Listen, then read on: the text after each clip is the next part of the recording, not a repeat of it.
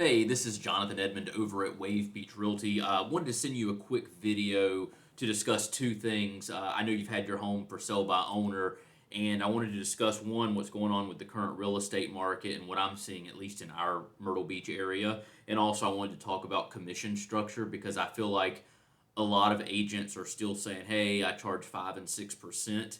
And because of the new real estate laws regarding commission, I think there's better ways to work commission. So I'm going to go over that real quick, and I'll try to be quick so I can get through the video and not, kill a lot of your time today. And if you've made it this far, I appreciate you listening to the video.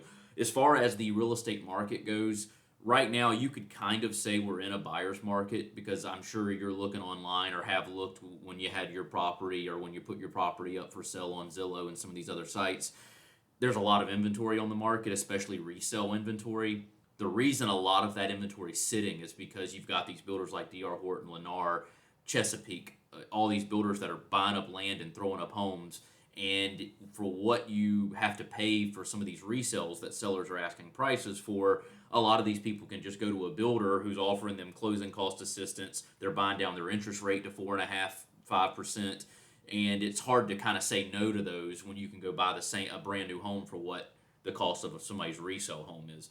Now, there's a good argument that a lot of the homes that are on the market that are resales are in better condition or better quality builds than a lot of the new stuff that's being thrown up now. I'll be the first to admit that.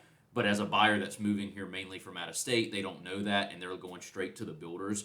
So that's why the resale inventory is sitting on the market, and even condos are tough to move right now because of HOA fees have gone up mainly due to insurance prices. Which, if you have a condo, I'm sure you're aware of that. So it takes a little more strategic marketing and competitiveness to compete with all the inventory on the market because we're in a supply and demand issue. So if you're somebody that's looking to sell in the foreseeable future, the good news is most sellers still have a ton of equity in their property because values went up so much between COVID and where we're at now. Even though they've dropped off a little bit, they've dropped off about 3 or 4% or more in the past 5 or 6 months, which it just is part of it, just ebbs and flows. That's the real estate market. I don't see prices going up in the foreseeable future because they're going to keep interest rates where they're at. Buyer activity is just kind of normal. It's not low, it's not high, it's just kind of in the middle. We're still a highly desirable area to move to. Our taxes are cheap. We don't have the weather, the snow, and all that. So it makes it's very retirement friendly as well. So that's pretty much where we're at the real estate market. So long story short, it takes a little bit more paid advertisement and marketing to sell a property and to get it in front of the most eyes possible so it sells timely. The average time on market for any home right now is about 90 to 120 days. That's pretty standard. It used to, at one point it was like 2 weeks, 3 weeks, a month. Those days are gone, unfortunately. Properties do sit on the market a little bit longer. With the right advertising, that time can decrease. Now, as far as commission structure, and I'm trying to get through this video, it's a lot of information to pack into 5 or 6 minutes. As far as commission goes, so before this law was passed, I would go meet with a seller. I tell them my fees, let's say 6%. And I would have to put on the MLS when I list a property, the buyer broker compensation that I'm offering out of my 6% is 3%, 2.5%, whatever that fee was.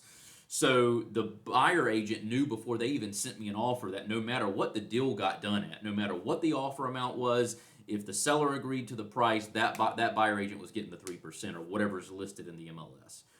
The problem with that is it kind of kicks negotiation of compensation out the window. Obviously, as a selling agent, I have my fee that I charge for my marketing and to do everything I do on the real estate transaction and handle it from A to Z. Now, that fee, is what I charge. Now, what the buyer agent wants to be compensated, I think it's better that it's not now predetermined because as an agent, I can negotiate now and say, hey, we're only going to pay 2% on this if you bring me a buyer. We're only going to pay 2.5%. We're only going to pay 1.5%, whatever it may be. So now, when I'm marketing properties, I only charge my fee of 3.5%. That's the most I'll take. I don't charge 6. I don't charge 5. I don't charge 4. 3.5% is my fee. Now, let's say a buyer agent comes in and I've been showing the property myself, but let's say obviously I'm letting other agents show the property. They bring a buyer. and they submit an offer. They're going to submit now because it's not set in stone what they're getting paid. They're going to ask me what I'm offering in commission, or they're just going to send a compensation agreement with their offer saying, hey, I want the seller to compensate me X amount. Some agents will say that their buyer has to pay a certain amount to them as well. That you don't see that happening a lot because the buyer's looking at the total price they're going to have to pay for a home. So if an agent says, hey, here, I'm going to show you this house, but you got to pay me $9,000 on top of it to buy this house, they're just going to go find the agent that's not charging them anything, which doesn't help you at all because that agent's just going to come in and still ask to be compensated. So buyers aren't really paying commissions. It's always been kind of baked into the price of the home because sellers knew that they were going to have to pay 5 and 6% commission, typically, theoretically in the past. So the way I handle it now is when the offer comes in, I don't negotiate the compensation I'm willing to compensate the buyer agent until I see the offer. So when they say, hey, Jonathan, I showed your home on 123 Main Street today, how much buyer agency compensation are you offering? Whereas most agents are saying, oh, I'm offering 3 or 2.5 because they've already charged you 6% or 5. I just say send a compensation agreement with your contract and we'll negotiate something for you. So then I'm leaving it open to negotiate what we're paying them based on what the offer amount is. So because at the end of the day, it doesn't matter what the commission is. You have a number that you want to get for your property. What is my bottom line? What do I walk away with? So when the offer comes in, we just see how much compensation they're asking for, compare it to the offer of the buyer, run the numbers, and then just let's say, they're asking 2.5%. You're paying me 3.5.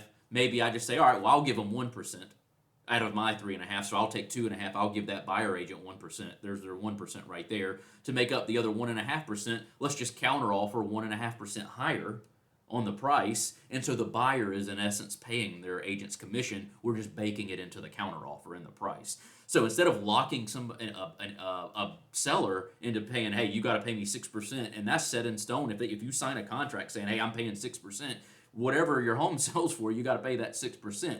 I'm just saying, pay me 3.5. That covers my expenses, and obviously I got a profit too. And if another agent brings me a buyer, now if I sell it myself, it doesn't go up. It's 3.5. That's set in stone. 3.5, the most you'll pay me. But if another agent brings a buyer, I just say, okay, well, they're asking for 2.5% commission with their offer. This is what they offered. I'll give them 1%, help them out, help get us there. Let's see if we can get the buyer up to cover the additional 1.5%. Maybe we only get them up 1%. So then instead of paying 6%, maybe you're paying me now 2.5. I'm giving them 1, and then you pay them another half. So you're only paying 4% overall, and then the buyer's covering the difference in the purchase price. So that's just one scenario. Obviously, it's all negotiated. But in my opinion, why would I negotiate? Why would I tell a buyer's agent up front what I'm willing to pay them without seeing the offer that their buyer's making? Because at the end of the day, it's one final number. Commission could be 10%, 1%, 3%. Obviously, the lower it is, the more you pocket. But at the end of the day, you have a number you want to net. And so I'm going to negotiate backwards after we get just reverse engineer it instead of doing it on the front end and just figure out what we need to net and how we need to structure the counter offer or whatever we do to make that deal work. So I'm willing to chip in my commission to make that happen. And then my goal is to, as your realtor representing the seller, is I want to get that buyer up to cover the most of the buyer's agent commission, so you're not actually just forking out that money. It'll come out of your proceeds, but if the buyer's paying X amount higher to offset it, it's really coming from their proceeds. It just doesn't look like that on paper. So I hope that makes sense. I know I've bled into almost 9 minutes now, but it's hard to explain it quickly. So I apologize for all the time I've taken of yours today, but I appreciate if you made it to the end of this video. I'm glad you now have an update on what's going on with the market, what we're seeing as realtors, and a strategic way that I use that a lot of agents are not using to market to buyers agents and get you paying as little as possible, get the buyer to cover the difference, and navigate this tough real estate market that we're in right now. If you have any questions, or if you just want tips on how anything you can do on your for sale by owner end, to help if you're not ready to hire a realtor, which I totally understand. If I could sell my house and I wasn't a real estate agent and I could avoid paying commission, I would do it too. If I was a landscaper and could landscape my own house without having to pay somebody to come out there and landscape my house, I would do it without having to pay it. So I understand why people don't want to use realtors. But But I think we're worth our weight if we negotiate properly, we market properly, and we do what we say we're going to do. I think we can show value there, and I would like the opportunity to do that. But if not, at least I gave you some tips and explained the commission and the real estate market a little bit as of what's today, June 11th. We're moving right along through the year here. So anyway, if you have any questions, reach out to me anytime. Again, my name is Jonathan Edmond. I am with Wave Beach Realty. My number is 843-957-3872. 843-957-3872. And you can check out my website anytime. It's myrtlebeachhomesource.com. myrtlebeachhomesource.com. Talk to you soon. Have a great day.